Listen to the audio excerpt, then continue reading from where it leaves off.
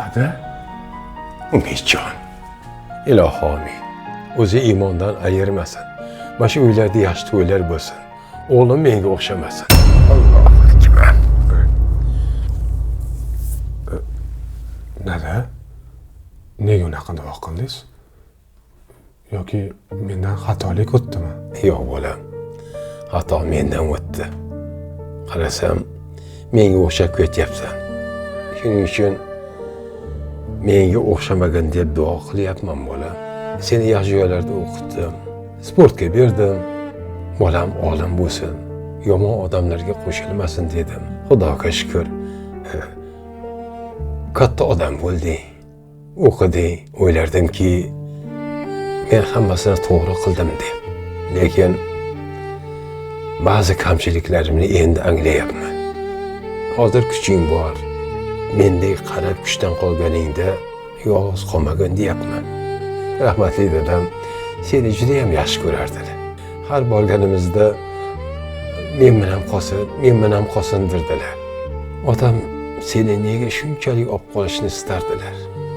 Men endi tushunyapman. Yolg'iz o'zlari qolgilari kelmasa ekan. Xuddi men hozir yolg'iz qolishdan qo'rqqandek.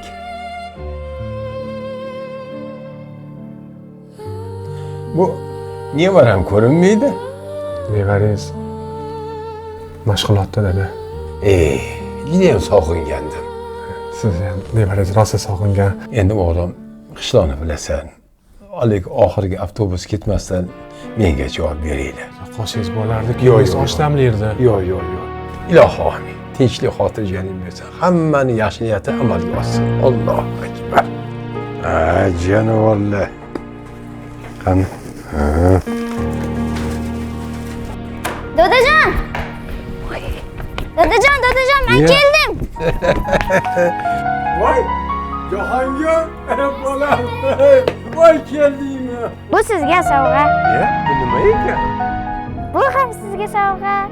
Dada, bu uy sizga. Endi biz bilan birga yashaysiz. Adajon, endi hammamiz o'z uyimizda birga yashaylik. Xatoyimni tushundim. Narslaring yig'ishtir. Qishloqqa ketamiz.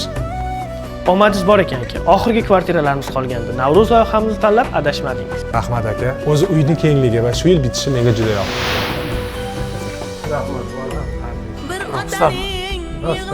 Rostdanmi bo'lar?